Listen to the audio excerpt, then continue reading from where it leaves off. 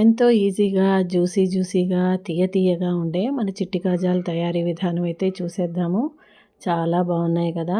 చాలా బాగా వచ్చాయి. మొదటిసారి చేసినా కూడా నాకు కూడా చాలా బాగా వచ్చాయి. అందుకే మీకు చూపెడుతున్నాను. ప్రాసెస్‌లోకి వెళ్ళిపోదామండి. ముందుగా అయితే ఒక బౌల్ తీసుకొని 1:30 కప్పు దల్లించిన మైదా పిండి అయితే అందులో కలుపుకోవాలి. అందులోకి తగినంత ఉప్పు, వంట సోడా కూడా వేసుకోవాలండి. అలాగే అందులోకి ఒక 5, 6 చెంచాల నెయ్యి కూడా కలుపుకొని ఈ మిశ్రమాన్ని బాగా మిక్స్ చేసుకోవాలి. చేసుకొని ఇలా గట్టిగా పిండితే ముద్దలాగా ఉండ చుట్టేలాగా వస్తే మనకు పిండి తయారైనట్టు. దీంట్లోకి తగినంత నీళ్లు కలుపుకొని చపాతీ పిండిలాగా మర్దన చేసుకుంటూ కలిపి పక్కకు పెట్టేసుకోవాలన్నమాట. చాలా సాఫ్ట్గా ఉండాలి. అలా కలుపుకుని ఈ మైదా పిండిని చపాతీ ముద్ద చేసుకొని మూత పెట్టేసి పక్కకు పెట్టేసుకోవాలన్నమాట. అరగంట నాననిద్దాం ఈ పిండిని.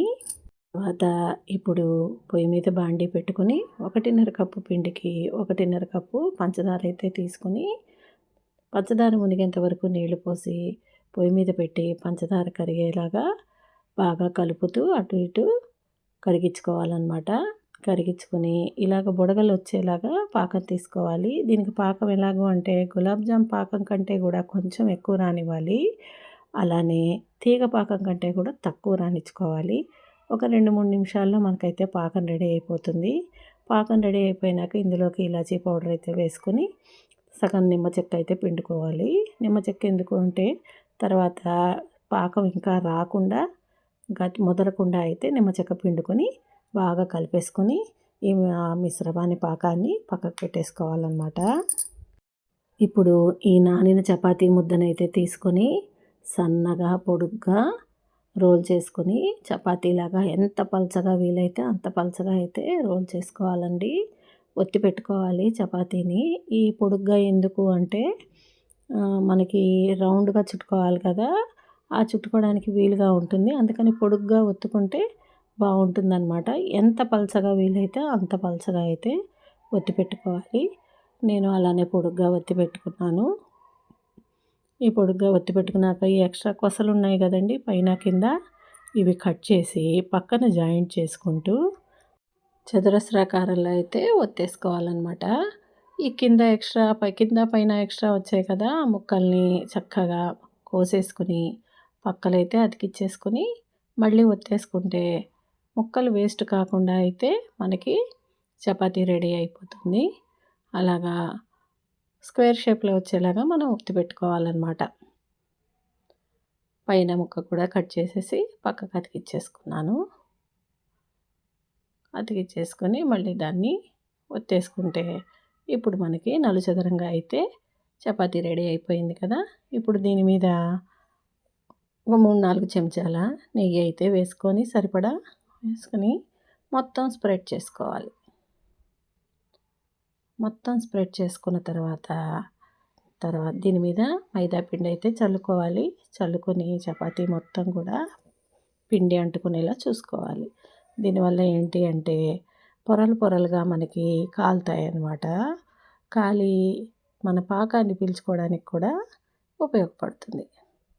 అందుకని మెత్తగా సన్నగా రౌండ్గా మనకి పైకైతే ఇలా రోల్ చేసేసుకుంటూ వెళ్ళిపోవాలి. ఎంత సన్నగా వీలైతే అంత సన్నగా రోల్ చేసుకుంటూ చివరి దాకా వెళ్ళిపోవాలి.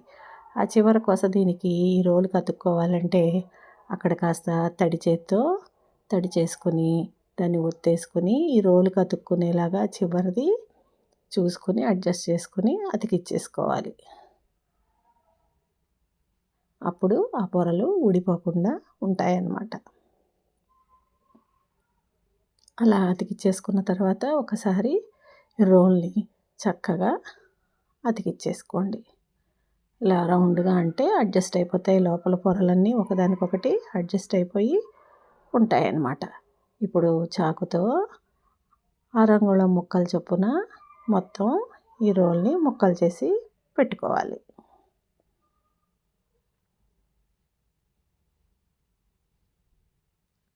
పెట్టుకున్నాక అప్పుడు ఈ ముక్కల్ని ఇలా వేలుతో అయితే ప్రెస్ చేయాలి. ఇవేంటంటే మనకి చిట్టి కాజాలే కాబట్టి వీటిల్ని చపాతీ కర్రతో ఒత్తక్కర్లేదు, ఇలా ప్రెస్ చేసి పెట్టుకుంటే సరిపోతుంది. ఇప్పుడు నూనె కాస్త కొద్దిగా వేడెక్కాక, ఎక్కువ వేడి అవ్వకూడదండి, వేడెక్కాక సిమ్లో పెట్టుకొని ఈ ముక్కల్ని, ఈ కాజాల్ని అందులో వేసేసుకోవాలి. వేసేసుకొని 1 నిమిషం వదిలేస్తే అవి కింద నుంచి సన్నగా వేగుతూ పైకి తేలుతాయన్నమాట.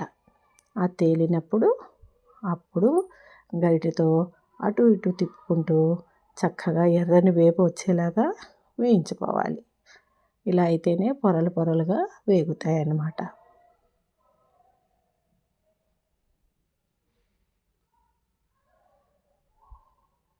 చూసారా ఎంత చక్కగా వేగాయో? ఇలా వేగిన వాటిల్ని మనం పక్కనున్న పాకంలో వేసేసుకోవాలి. పాకంలో 1 నిమిషం కూడా ఉంచకూడదండి, నిమిషం కూడా పట్టదు పాకం పీల్చుకోవడానికి. పీల్చుకున్న ఈ పాకాన్ని అన్ని ఎలా తెలుస్తుంది అంటే, అవి బరువెక్కి కిందకైతే దిగిపోతాయి, పాకంలో మునిగిపోతాయి. వెంటనే తీసేసుకోవాలండి. అలా ఉంచేస్తే మన కాజాలు ఏమైపోతాయంటే మెత్తబడిపోతాయి. మెత్తబడిపోతే బాగుండవు కదా, కరకరలాడుతూ జ్యూసీగా ఉండాలి కాబట్టి 1 నిమిషం కూడా పట్టకూడదు, చూసుకొని వెంటనే తీసేసుకోవాలి.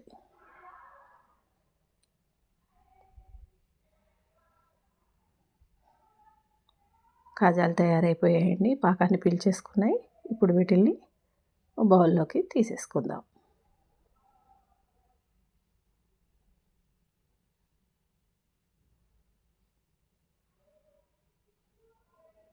మన జ్యూసీ కాజాలు అయితే తయారైపోయాయి. నూనె కూడా సిమ్లోనే ఉండాలండి, ఇంకో వాయి వేసుకోవడానికి హీట్ ఎక్కకూడదు. చూసారా ఎంత జ్యూసీగా వచ్చాయో? చక్కగా వచ్చేసాయి. అలానే మిగతా అవి అన్నీ కూడా అలానే వేసి ఎర్రగా వేయించుకొని పాకంలో వేసేసి పాకం పీల్చుకున్నాక వెంటనే తీసేసుకోవాలి. ఎంతో రుచిగా ఉండే తీయగా చక్కగా ఉండే మన చిట్టి మడత కాజాలు అయితే తయారైపోయాయి. ఇవి ఈవినింగ్ స్నాక్ కింద ఎవరైనా వస్తే గబుక్కుని కూడా చేసుకోవడానికి చాలా బాగుంటాయండి. చాలా ఈజీగా ప్రిపేర్ చేసేసుకోవచ్చు. చాలా సింపుల్ ప్రాసెసే కదా, ఎక్కువ సమయం కూడా పట్టదు. 1 గంటలోపే మనకు అన్నీ తయారైపోతాయి, ఎన్ని కావాలంటే అన్నీ. ఇలా చిట్టివి చేస్తే పిల్లలు కూడా ఈజీగా ఇష్టంగా తింటారు.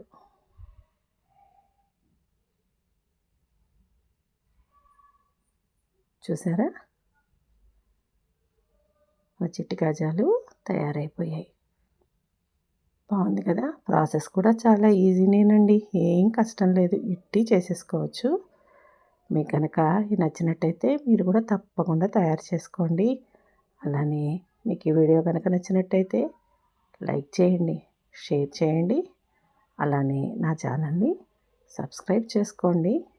మరిన్ని వీడియోస్ మీ ముందుకు వస్తాను. చూసారా, థ్యాంక్ యూ ఫర్ వాచింగ్ అండి.